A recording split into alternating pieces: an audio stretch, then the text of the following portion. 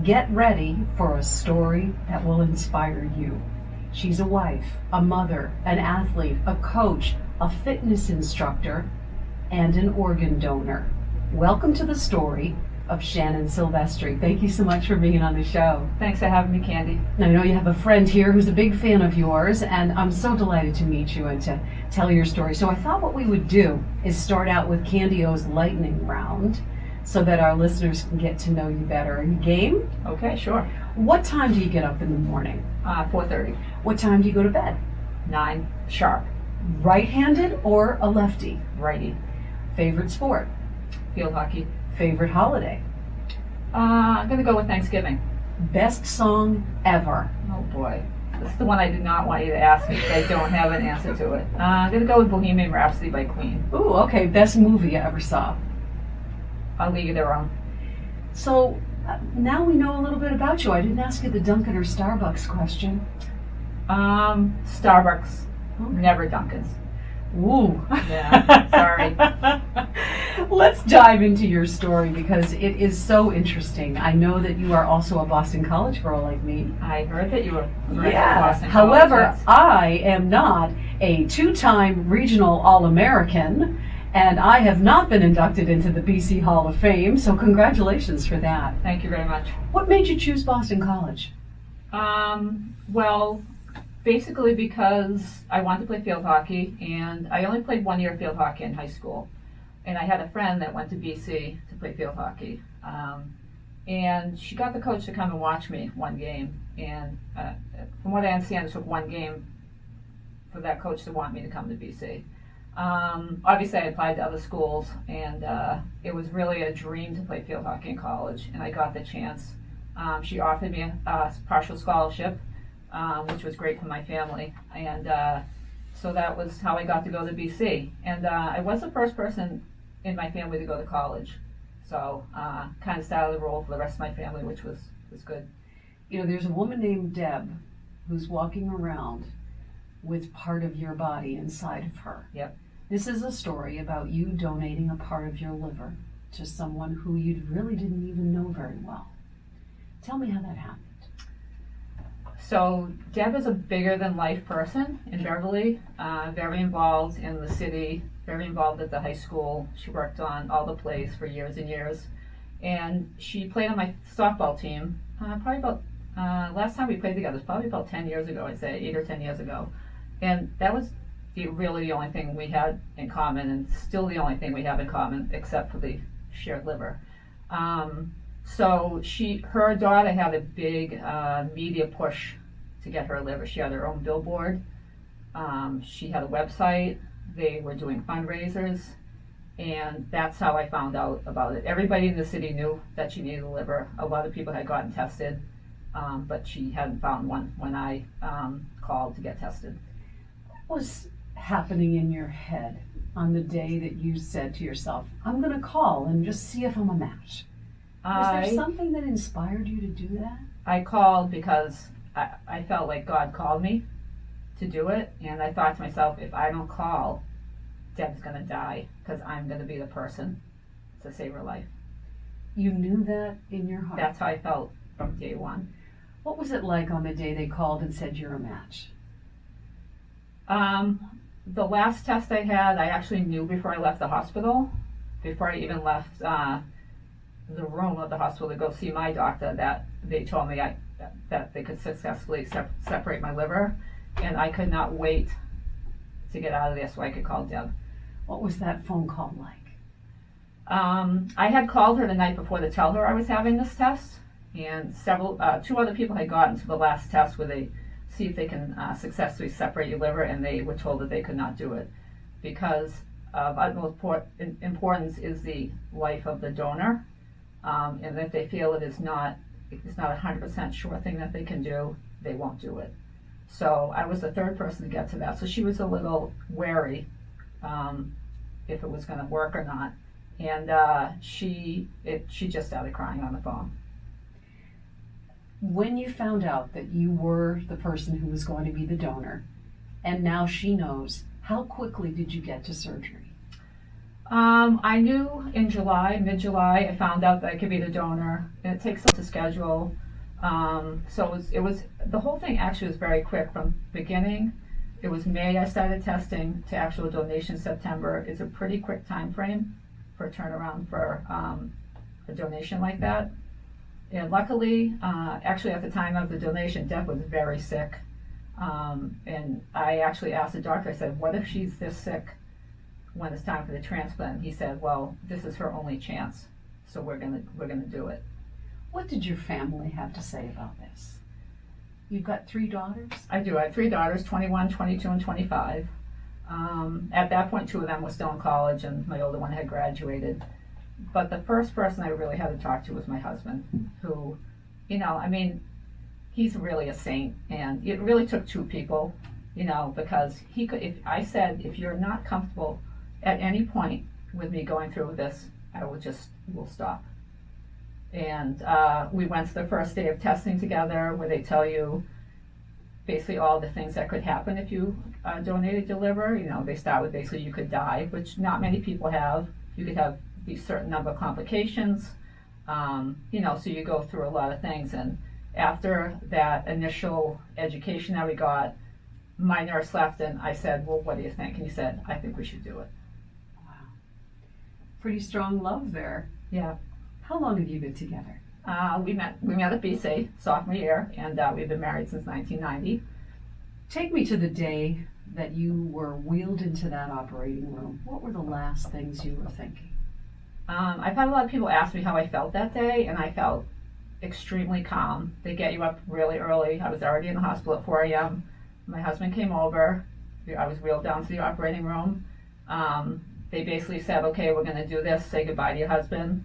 And that was it. But I did not have one iota of fear in my body when they rolled me down, because I knew that this is what I was supposed to do. When they wheeled you in, did they also wheel in Deb? How did that Not work? at the same time. They got me going first, and then from what I understand, she came down a couple hours later, and they started to prep her for the transplant. Let's go to the next day. And by the way, how long did the surgery last? So I woke up in the recovery room about 12 to 13 hours later. I ended up falling back asleep. I woke up in my room at about 9 o'clock. So surgery was about 12 to 13 hours in total just for me.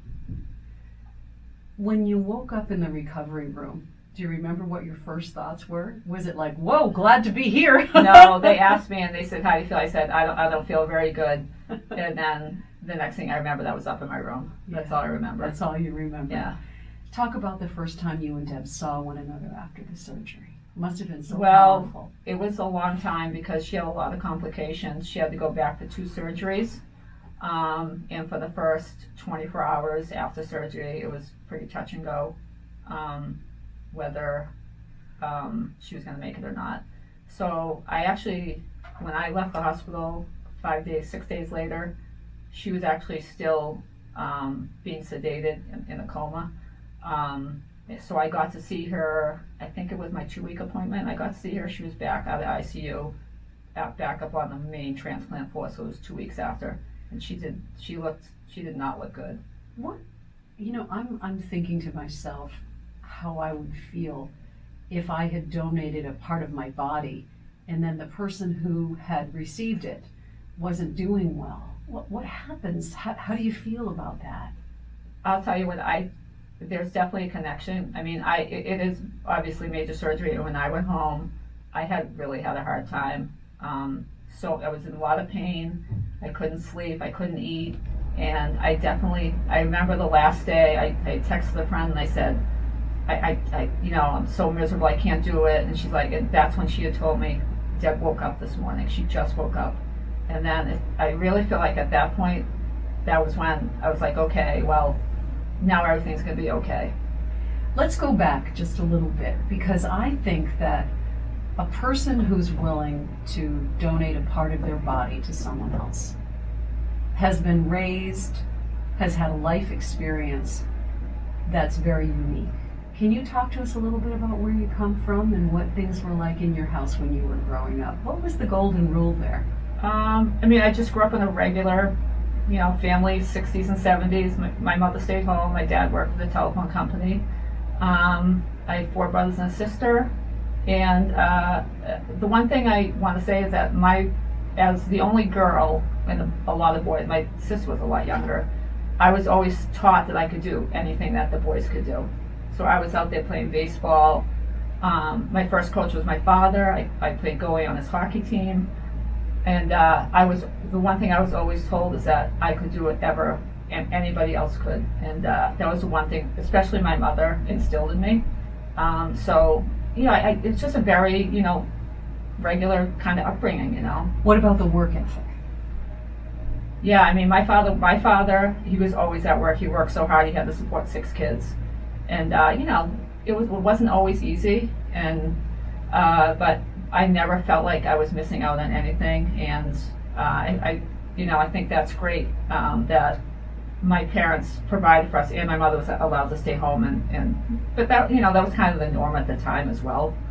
You mentioned that you met your husband at Boston College and that you got married in 1990. You decided that you were going to stay home with your children. Right.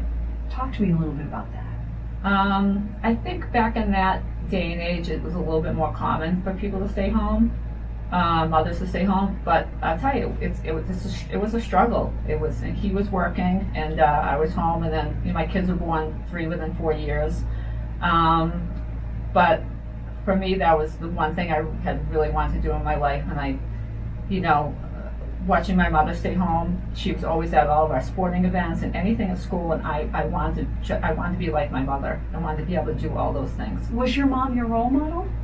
I would have to say, yeah. I mean, she was the most, not that my father wasn't encouraging, but she was always the one that said, you can do whatever you want to do. And you wanted to do the same thing for your daughters? Yes. You decided that you were going to become extremely invested in sort of your hometown, your town. Mm-hmm. Let me try that one more time. You decided that you were going to become, I guess what we could call a tireless fundraiser for your children's schools, mm-hmm. and also a coach. Talk to me about that time in your life.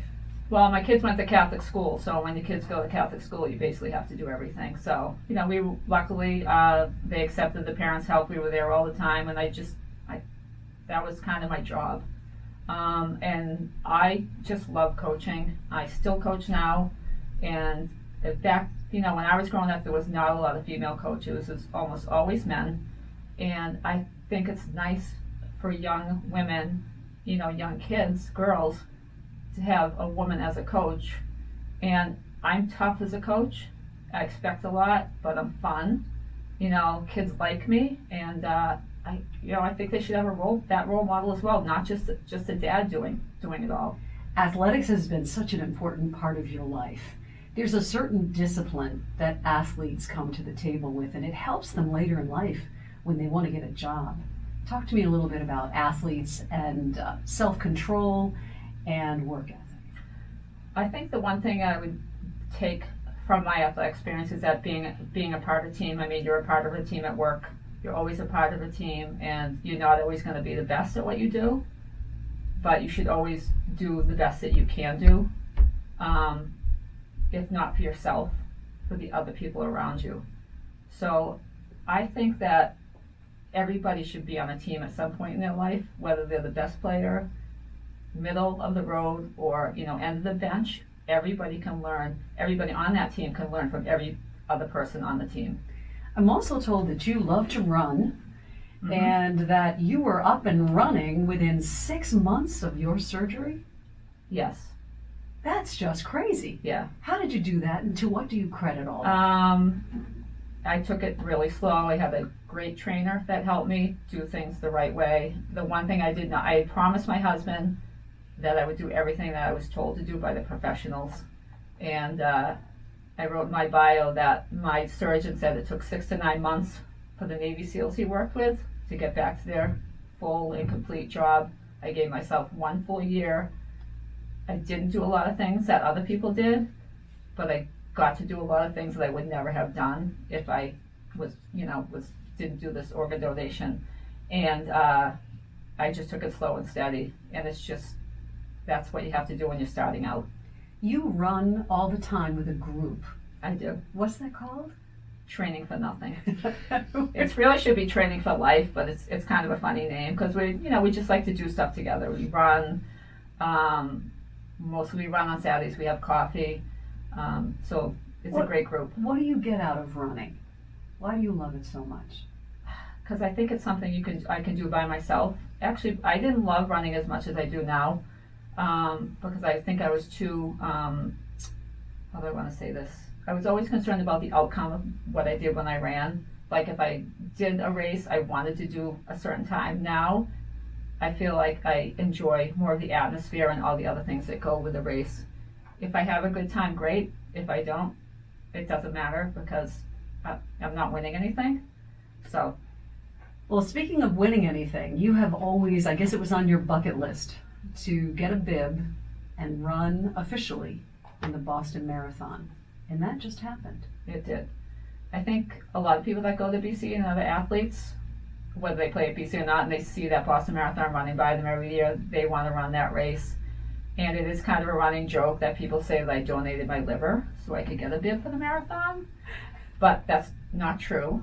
I should have asked you that in the lightning round. Yeah, exactly. So I got a bib through the Liver Foundation, the American Liver Foundation, 2 years ago. Was my first year I ran. I ran in the freezing cold rain. Oh boy, that was a rough one. And I finished. And the only reason I finished that race is because I kept thinking of all the people that had donated to me. And I thought, I have to finish this race. And that's what willed me from mile 20 to 26 to get through that race. This year's race was a lot more pleasant. It was nice. It was really nice out, and I think I ran this race for myself this year. I stopped. I took pictures. I saw my family. I saw a lot of friends from the route, and it was such an awesome day. And I definitely want to do it again next year. As a group exercise instructor, you have an opportunity to talk to people about how to take care of themselves and give them your own philosophy on living a healthy life. What do you say? I mean, I see a lot of healthy people, but I also see a lot of people starting out in my job, and I love when people decide it's time to take time for themselves, because a lot of us don't do that, and it doesn't have to be a lot, but you make yourself a better person or a mother or whatever, worker, employee, if you take time to do something for yourself. And I think that exercising is a perfect way to do it. 10 years at the Beverly 10 YMCA. years. What has been the biggest lesson for you as a group exercise instructor? I think the biggest, and I've learned this probably in the last few years, is that everybody comes from a different place.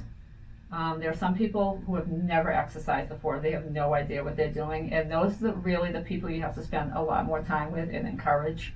And I just tell them, just start here. It's one day, but you have to come back again and come back again. And next thing you know, they're coming every day.